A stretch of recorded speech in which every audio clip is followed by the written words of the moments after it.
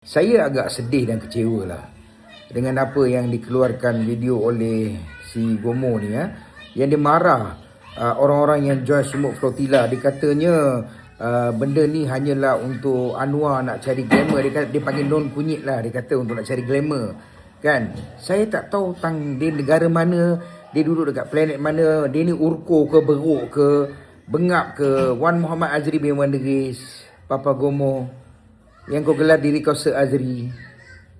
Apa masalah kau sebenarnya dengan orang-orang yang pergi berjuang untuk Sumuk Flotilla ni? Kau tahu tak diorang menggadaikan nyawa diorang pergi ke dalam lautan dengan naik bot-bot kecil apa semua ni. Untuk apa? Untuk nak sampaikan kepada dunia yang Palestin sedang menderita, tuan-tuan dan puan-puan. Bukan untuk menghantar makanan semata-mata. Betul diorang bawa makanan apa semua dengan niat mana tahulah kan, kalau dapat dihantar bekalan air apa semua, tetapi tak dapat. Tetapi mesej yang sampai ke seluruh dunia yang menunjukkan betapa celakanya Israel laknatullah ni, tuan-tuan dan puan-puan, dengan cara macam ni sampaikan mesej.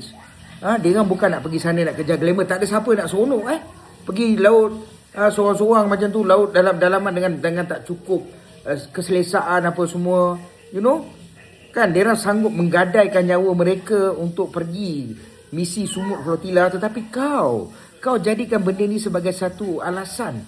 Kau jadikan sebagai alasan politik. Kau jadikan benda ni sebagai benda politik.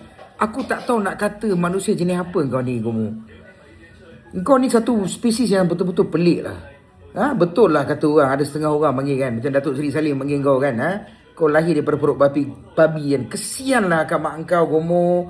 Mak kau orang yang baik tau. Apa pasal kau jadi macam ni, Gomo? Ni apa hal kau ni? Boleh tak kau jangan kacau orang-orang Sumuk Flotilla tu. Biarlah diorang pergi buat perjuangan mereka kan, untuk sampaikan mesej kepada dunia. Yang korang terbakar sangat ni pasal apa? Macam ni lah aku cadangkan.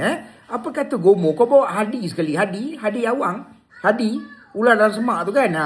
Kau ambil Hadi tu, kau bawa Hadi sekali, korang naik Sumuk Flotilla, kau pergi tengok diorang ni berlakon ke cerita betul. Kalau beranilah, kalau korang betul-betul anak jantan kan, bawa lah beberapa influencer yang betul-betul bersama dengan kau, cerita pasal Sumuk Flotilla tu kan. Aku tengok kau, aku cakap betul lah, tuan-tuan dan perempuan.